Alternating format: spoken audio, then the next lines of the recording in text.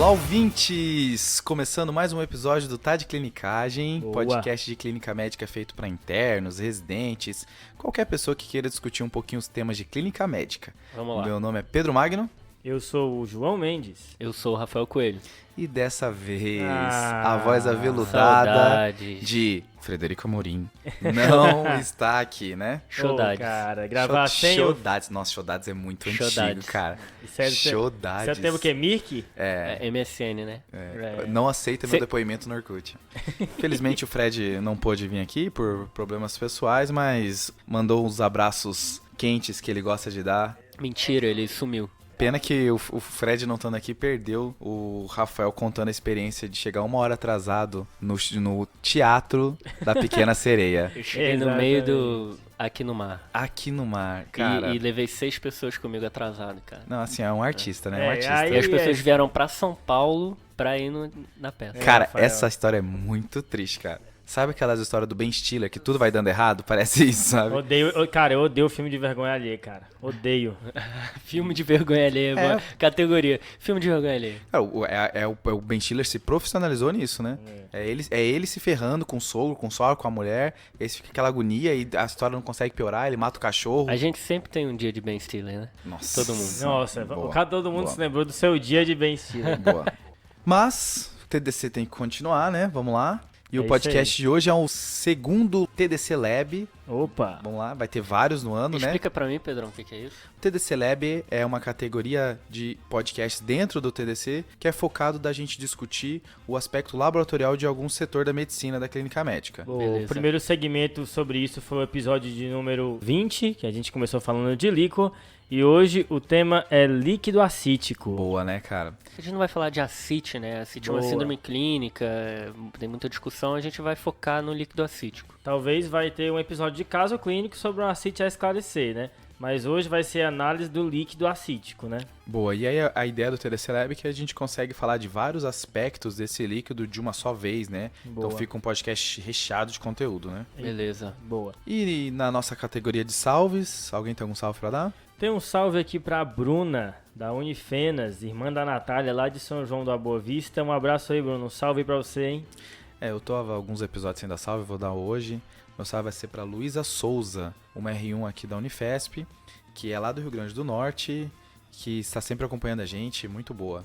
Boa, Luísa, valeu. Rio Grande do Norte aí que é chancela de bom médico, né? Sempre. A galera manda bem demais. E também um salve pra Gabriela Kantovitz, que ouve sempre a gente no TDC. Um abraço aí, Gabi. Abraço. E antes de entrar precisamente no líquido acítico, só queria ver umas coisas que sempre rola uma dúvida com relação ao coagulograma. Mais ou menos como no episódio do líquido, a gente ficou uma dúvida se tinha que pedir tomo ou não, né? Exato. E aí, a gente tem um guideline de 2012 da AASLD, escrito por um cara chamado Runion. Estudando pro episódio, vocês viram esse cara? É um monte, né? Assim, esse cara escreveu o capítulo do Up to Date, e eu fui lendo o capítulo, entrando nas referências, tudo Runion, sei lá, Bruce Runion. Não, você pega os artigos, aí vai na referência, Runion. Eu falei, ele deve estar puxando sardinha pro lado dele, mas não, ele é o cara da Hepato, da CIT, lá do ele mundo. escreve o Up to Date de ACIT desde 96, malandro. Meu amigo...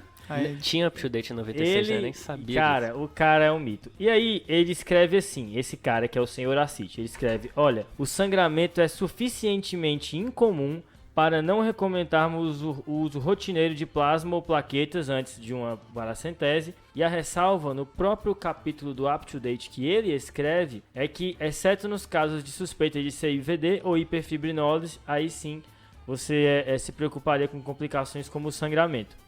Lembrar aí, é uma coisa que ele marca lá, que tem gente que fala que o cirrótico é alto anticoagulado, né? Porque o INR dele é alto. Mas no cirrótico isso não reflete o real estado da coagulação dele, né? Exato. É verdade, é bem mais complexo que isso. Quem já estudou tromboelastograma sabe a complexidade que é o paciente cirrótico, né? Com certeza. E aí tem um estudo com 1.100 paracenteses de grande volume que olhou para complicações hemorrágicas e não teve nenhuma, apesar de plaquetas tão baixas quanto 19.000 e INRs tão altos quanto 8.7. Então, tem vários estudos nesse sentido, então a gente pode ficar um pouco tranquilo com relação a isso. Então pode funcionar antes de esperar qualquer exame. Exato, exceto na suspeita de CIVD ou hiperfibrinose. Boa.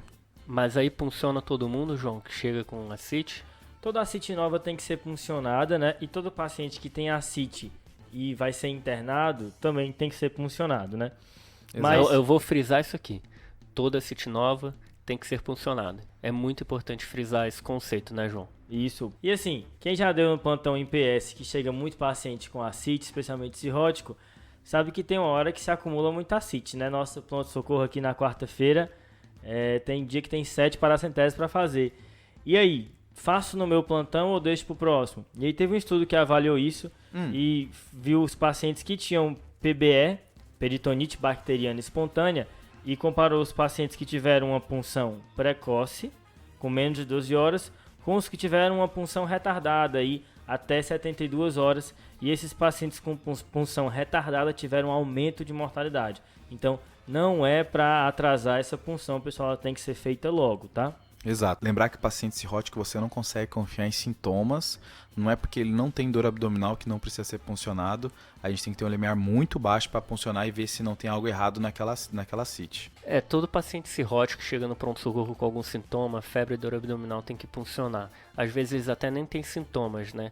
O cirrótico que tem peritonite bacteriana espontânea pode até 30% dos casos chegar sem sintoma nenhum. Às vezes só piora da função renal, então tem que puncionar. Beleza, agora aprofundando no líquido acítico, acho que a gente pode dividir nosso episódio em coisas que a gente vai pedir sempre no líquido acítico.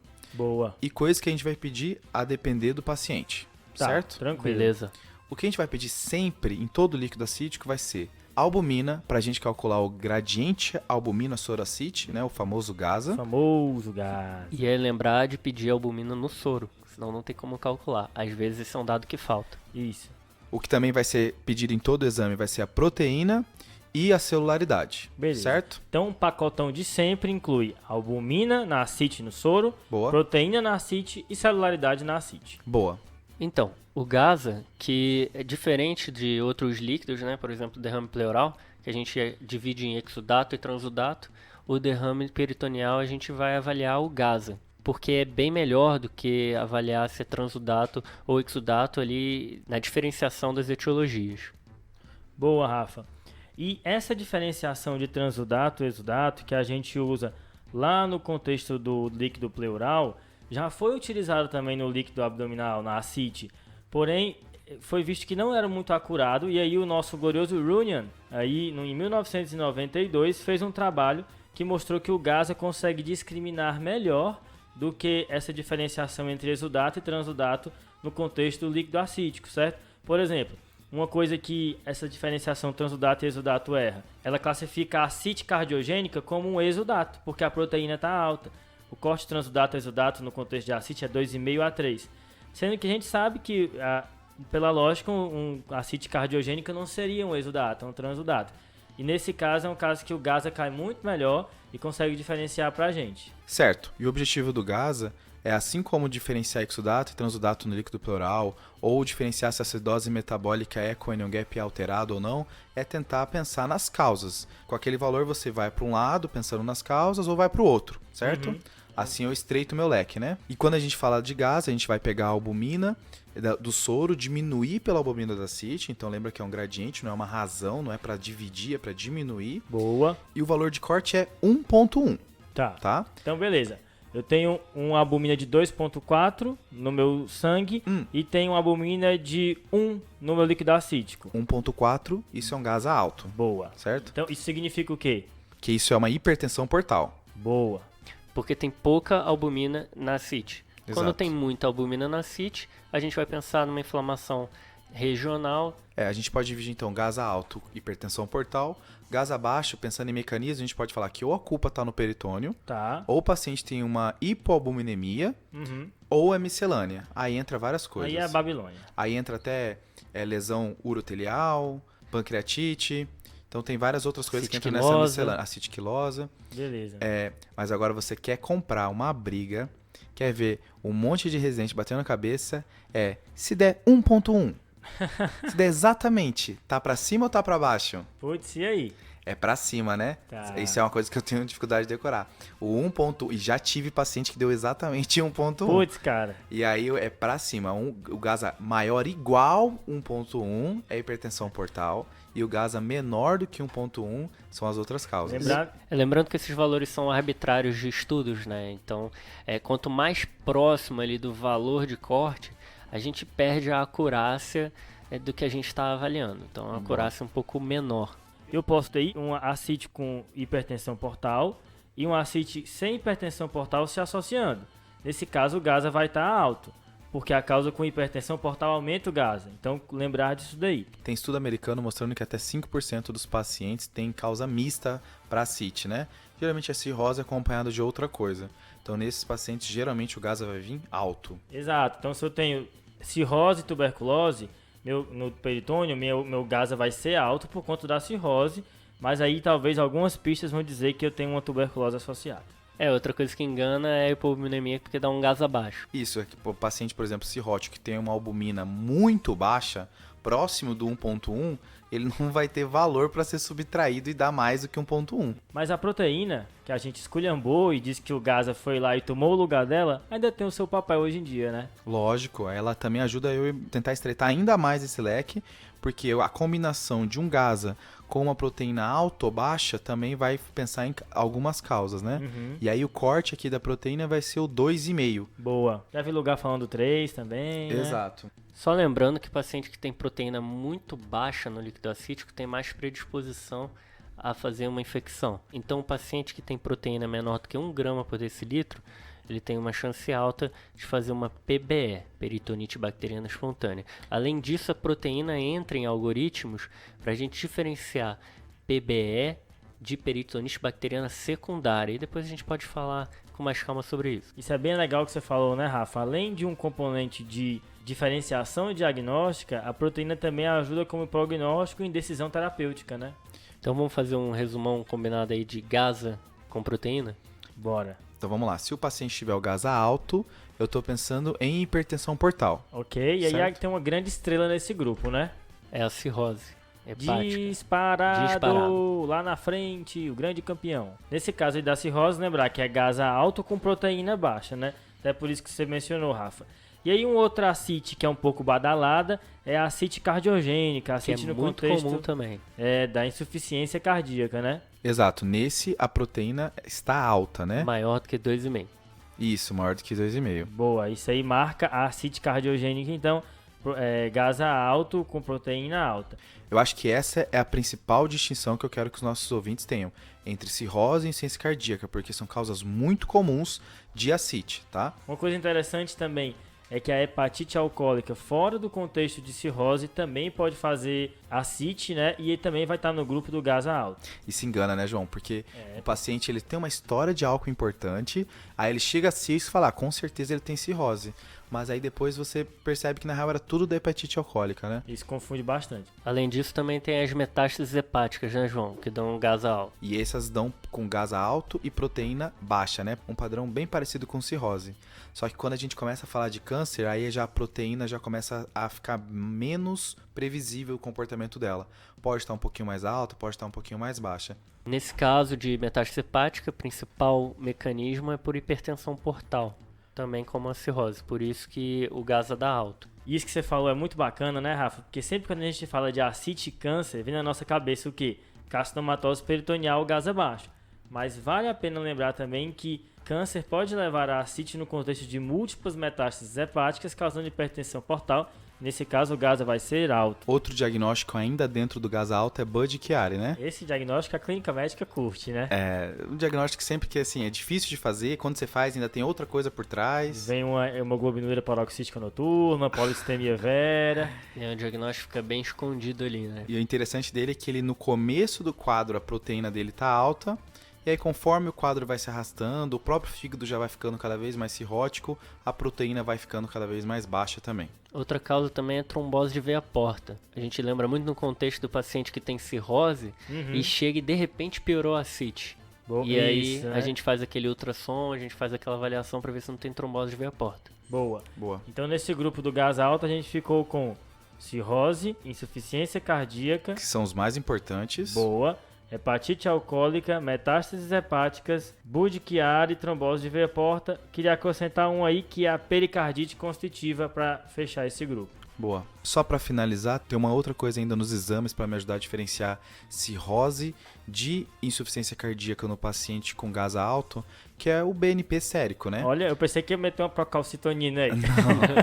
O BNP, tem estudo comparando o BNP sérico contra você avaliar a proteína se tá para cima ou tá para baixo, e o BNP foi melhor. Um corte de BNP acima de 364, ele tem uma acurácia para falar que essa ascite é de causa cardiogênica de 99%. Olha só, hein? Caramba. Então, nesse caso, além da proteína, se você tiver à disposição, o BNP vai te ajudar. Bacana demais. Vamos pro gás abaixo agora? Vamos nessa. Então vamos tentar organizar a nossa cabeça.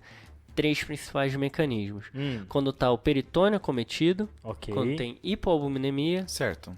e outras causas, miscelânea. Boa, Beleza. boa. Que é o não conseguir agrupar, né? É tanta coisa diferente, E estranha. é idiopático. É tipo assim, poems com ascaridíase e doença de Gaucher. Tá, miscelânea. Miscelânea e idiopática é forçação da medicina. Demais. É o 171 da medicina esse aí, cara. Então vamos lá. Peritônio. Carcinomatose peritoneal, Certo. tá? E tuberculose peritoneal. Importante lembrar que a tuberculose peritoneal, se você for ler estudos americanos, estudos europeus, ela é muito subestimada, porque não Isso. tem muito lá. Mas aqui no Brasil é muito comum e faltam trabalhos, né, pra gente ter conclusões mais definitivas. Os estudos americanos falam muito de tuberculose no contexto de cirrose, né? Os estudos que eu vi sobre ácido de tuberculose são chilenos e indianos. Inclusive tem uma meta-análise aí de 12 estudos que avaliou a utilidade do ADA no contexto para ver se é uma ascite por tuberculose. O ADA que é a... Atividade da adenosina deaminase. Boa, Rafa. Boa, Rafa. Que eu descobri que era atividade outro dia. Eu Você- sempre chamei de adenosina deaminase. Pede adenosina deaminase. Eu não, é sempre chamei de atividade- ADA, tá, Rafael? Eu Tá sempre bom. chamei de Você ADA. é o Pasquale desse podcast. e aí, viu que tinha uma alta sensibilidade e especificidade. No estudo dele, nessa meta-análise, né, com 264 pacientes, foi uma sensibilidade de 100 e uma especificidade de 97%, usando um corte de 36 a 40 unidades. O ADA que às vezes tem falsos positivos, né?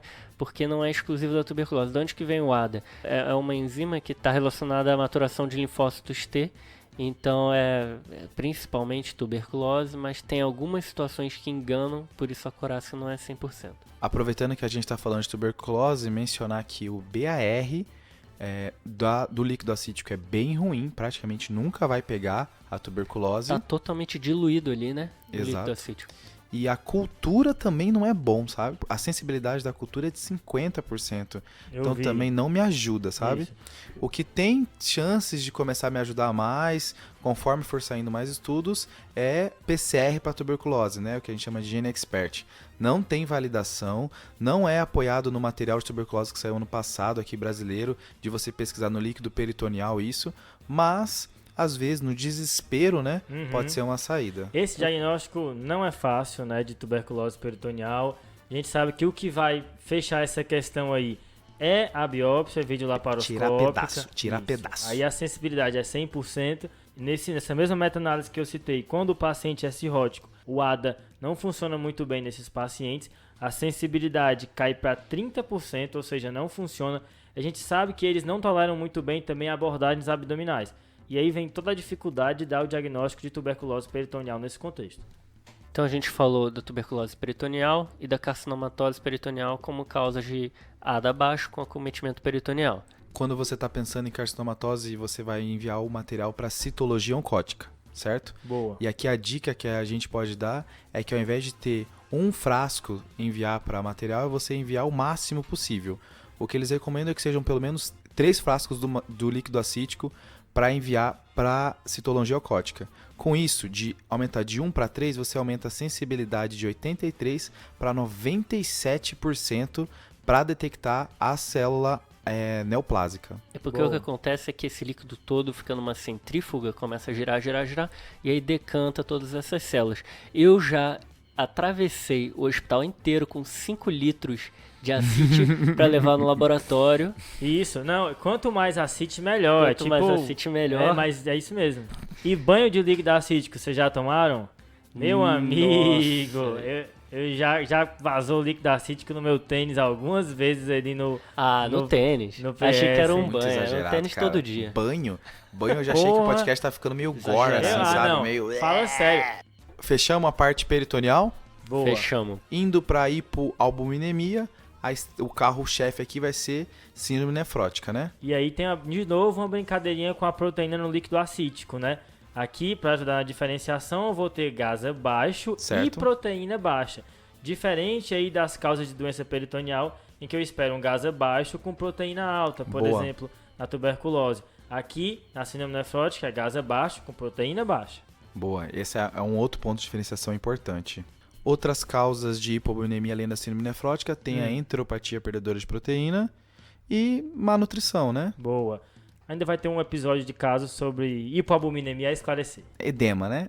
Aí engloba bastante coisa. Indo para o terceiro grupo, as miscelâneas, vamos lembrar da ascite pancreática. Isso pode acontecer, por exemplo, depois de uma formação de um pseudocisto, né? Pode aparecer na pancreatite aguda, pancreatite crônica, e aí o que você vai dosar na ascite é a amilase. E aqui o corte tem dois, houve dois, um é amilase acima de 100 e outra é que uma amilase da CIT 6 vezes maior do que a do sangue fala a favor de seu pâncreas a causa da CIT. A gente segue naquele raciocínio que não é para ter amilase no líquido acítico, né? E se tá tendo amilase, tá vindo de algum lugar. Pode ser por conta da pancreatite, pode ser por conta de uma perfuração do adenal. Certo. O que acontece é que quanto mais amilase no líquido acítico, maior a certeza a gente tem de que é uma ascite pancreática. O problema é que esses valores de corte não são muito precisos, né? Até porque não tem N de um monte de paciente para eu tentar ver exatamente quando que eu começo a pensar no pâncreas, né? Então dá a impressão de que alguns valores são um pouquinho mais arbitrários do que a gente gostaria que fosse, né? Não, é legal o up to date, ó. Ele fala assim, no acite por cirrose, a amilase está mais ou menos em 40. Mas na pancreática está em 2.000.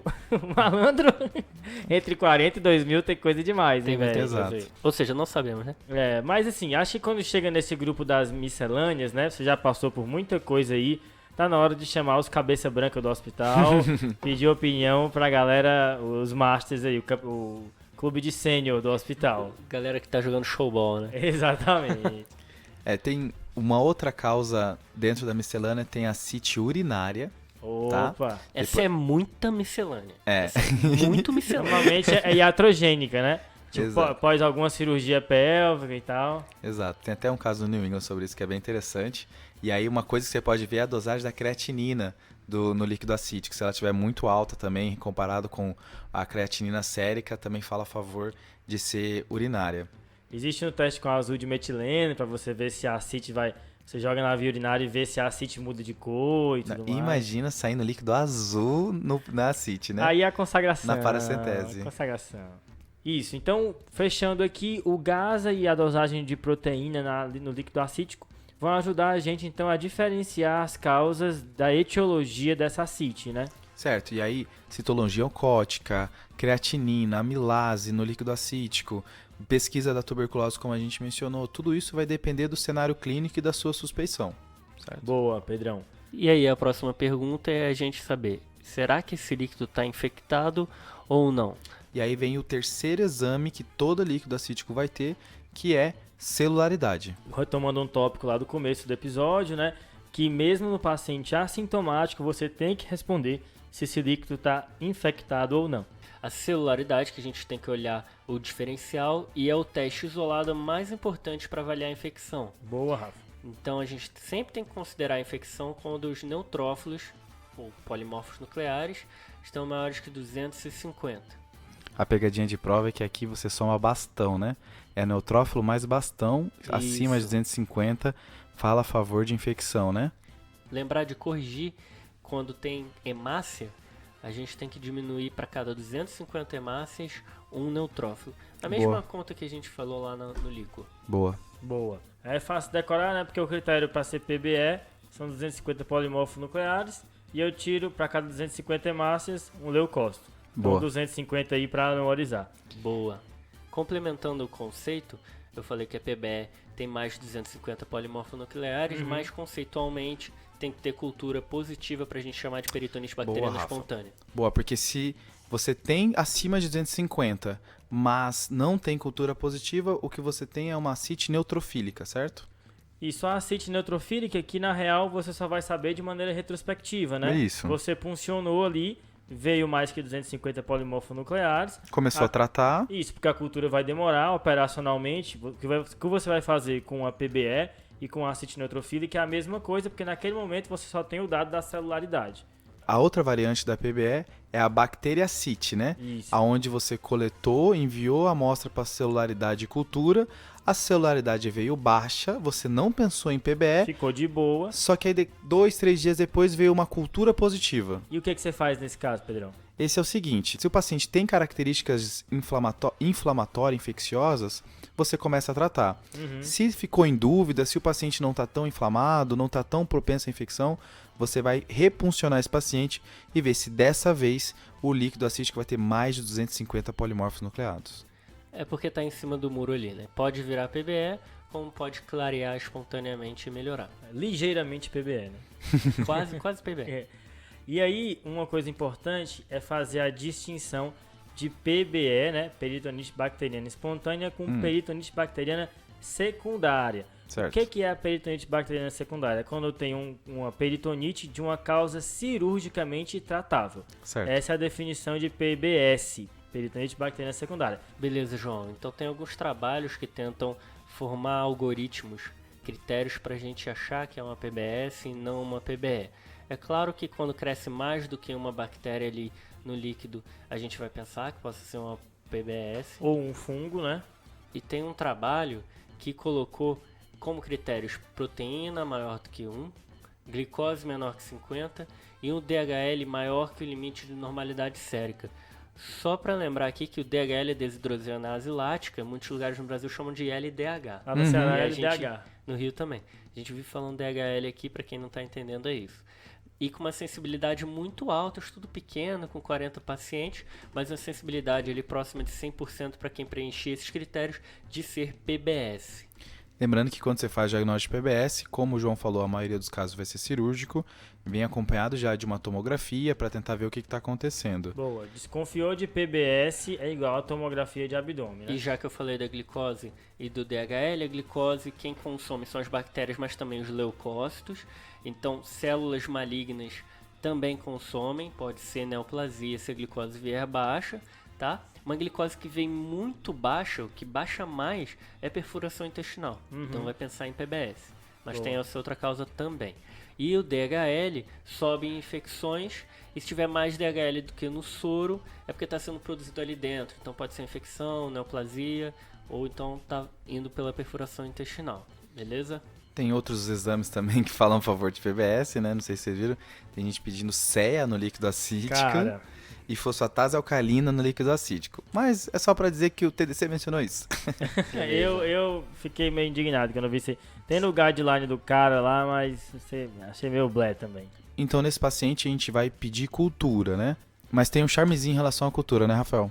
Pedrão, esse charme é levar o frasquinho de hemocultura à beira-leito. A gente vai Boa. inocular no frasco de hemocultura. Boa. E se a gente fizer essa brincadeira de levar até o laboratório, a gente Levar só a perde- seringa e deixar pro laboratório colocar na hemocultura, né? Mulambice essa que eu já fiz, né? E nem sabia que o correto era fazer isso que o Rafa tá falando. A gente coloca o frasco do lado do paciente porque a gente perde 25% das culturas que positivariam nessa brincadeira de levar para o laboratório. É muita Bacana. coisa, né? Então, um frasquinho de hemocultura do lado na hora que você for coletar um líquido acítico no paciente com suspeita de infecção. Suspeita de infecção, que é febre, dor abdominal principalmente. Ou sinais de disfunção orgânica, né? Encefalopatia, lesão Isso. renal aguda. A gente está se aproximando agora no fim do episódio, né? E tem uma outra característica que a gente não mencionou, que é o aspecto do líquido acítico, né? Quando você faz a paracentese ele tá puxando o líquido acítico, você vai olhar como é que tá. O ideal é olhar contra a luz, e se ele tiver citrino, amarelo citrino, é o líquido acítico a princípio normal, tá? Quanto mais célula tiver, quanto mais polimorfo nuclear tiver, vai ficando mais turvo. E Pedrão, se você puxar e vier com aspecto leitoso. O que você acha, João? Aí, meu amigo. Primeiro que eu acho que quase toda pessoa que estiver ouvindo isso e te sair leite, a primeira coisa que ele vai fazer é pegar o celular da câmera, tirar foto e Isso. mandar pra todos os grupos de medicina que tem. Quem nunca fez isso Olha o quando que viu... saiu da líquido acítico do paciente. Quem nunca fez isso quando viu uma ascite quilosa, né? A ascite quilosa que acontece por aumento de triglicerídeo. Esse triglicerídeo vem dos vasos linfáticos. Exato. Então, o mecanismo, normalmente, é algo que está fazendo obstrução dos vasos linfáticos, tanto na região abdominal, quanto causas intratorácicas que podem também refletir como uma ascite quilosa. Esse valor do triglicerídeo é uma coisa que a gente pode dosar para confirmar a ascite quilosa. E aí também é outra coisa que os cortes são vários, né? Eu vi corte de acima de 110, acima de 200, e tem lugar falando que triglicerídeo só acima de 1000, que seria a ascite quilosa verdadeira, né? E a principal causa de ascite quilosa, hein? Aí é polêmico, né, João? Ih, Tem estudo mostrando, o estudo mais velho mostrando que 80% da ascite quilosa é causada por malignidade. esse conceito é o conceito que eu tinha da faculdade também. Você vai ler em estudo americano, você vai ouvir podcast americano, eles vão falar categoricamente que é malignidade.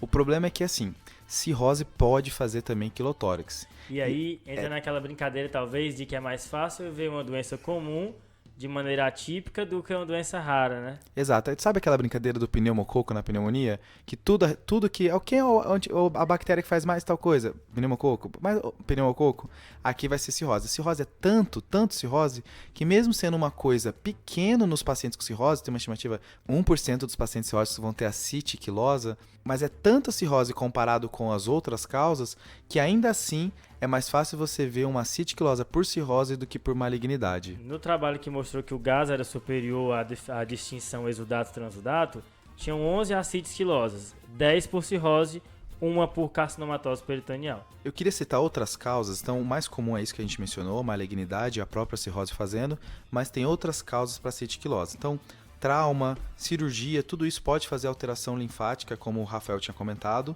Tuberculose pode fazer, filariose, algumas alterações congênitas também pode fazer, mas uma coisa que eu queria mencionar é que no paciente HIV com ascite quilosa é importante ressaltar o sarcoma de Kaposi e infecção por MAC. Aí sim, hein? HIV sempre dando rasteira na gente, né? Eu achei legal quando o Rafa falou que tem que olhar contra a luz, eu imaginei ele com a seringuinha assim, sabe? Fazendo a careta. Um artista, né? Um artista. 3 da manhã fazendo uma paracentese. Esse é meu médico. E puxando isso aí que vocês falaram de causas comuns com apresentações incomuns, né? Uhum. Vocês já pulsionaram um paciente cirrótico e que veio com sangue? Meu amigo, né? desceu o suor frio nessa hora, Você hein? logo pensa, nossa, peguei a mesentérica ali, vai dar um choque hipovolêmico. Cateterismo.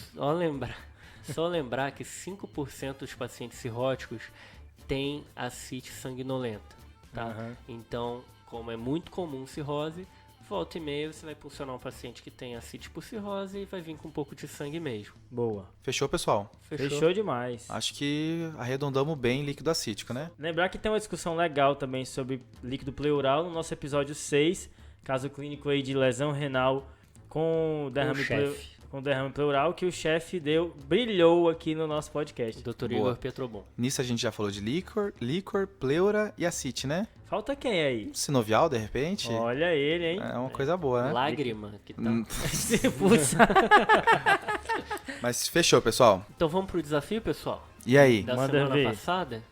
Se vocês não lembrarem, no episódio de anemia ferropriva, a gente citou a síndrome de Plummer-Vinson. Certo. Ela. E eu perguntei qual era a neoplasia que estava associada à síndrome de Plummer-Vinson. Uhum. Ok. E quem acertou, lembrando que várias pessoas acertaram essa, Boa. mas quem foi rápido no gatilho foi o Jonathan Matarazzo Portinari. Nossa, aí é o nome, né? Esse cara é importante, Esse hein? cara é importante. Ele é cirurgião de coluna, né, João? Eita. Isso, achei muito massa que ele mandou essa resposta aí, dizendo que ouve a gente e tal. TDC aí em todos os cantos da medicina. E a Boa. gente nunca criticou ortopedia aqui, hein? Não, nunca O critiquei. bom ortopedista sabe muita clínica. Boa. A resposta do desafio é SEC, carcinoma espinocelular, de faringe ou esôfago. Esse tá? aqui é invocado, né? Faringe, cara. Isso que é a pegadinha, né? Que pode dar na faringe. E não é... A neoplasia de esôfago não é adenocarcinoma. Isso já caiu em prova como pegadinha. Quem marcou adenocarcinoma errou. Quem colocou isso em prova tava de mau humor quando fez essa questão, né? E pra semana que vem, um desafio tranquilo, Olha aí, que eu vou testar quão rápido o pessoal vai estar. Hum. É como que eu faço o diagnóstico de peritonite associado a diálise peritoneal. Já vi, hein? Já vi, Chegou já vi. ruim. E o desafio ele vai ser letra A e letra B, ok? Vixe. O letra A é o critério laboratorial disso. Ah. E o D, qual que é a maneira que na hora você consegue ver que tá infectado. Ah, Tá ligado? Tô ligado, garotinho. Boa, vamos ver o que que o pessoal vai falar. Cara, importante isso aí, hein, cara? Porque senão você fica vendido nessa hora. Boa. Então, beleza, fechou, né? Lembrando de seguir a gente no @tadclinicagem no Instagram. Outra coisa que é muito importante pra gente é você avaliar no seu agregador de podcast a gente, né? Seguir, deixar a sua avaliação, é importante pra gente isso. Espalhem a cultura do podcast, gente. Você que gosta de ouvir podcast, explica para as pessoas o que é podcast, explica como ouvir podcast. Boa. É de graça. Tem gente E achando que era tem pago. Gente achando que é Isso, pago. toda semana eu recebo essa pergunta, mas tem que pagar quanto? Meu, não precisa, é só botar e ouvir, cara. E não esquece do Twitter também, hein? Dá uma seguida lá. Tem que pagar Boa. o fone de ouvido, né? Boa. Boa. Valeu. Fechou, pessoal? Show de bola. Valeu. Valeu, falou, falou. Falou. Esse podcast tem como objetivo educação médica. Não utilize como recomendação. Para isso, procure o seu médico.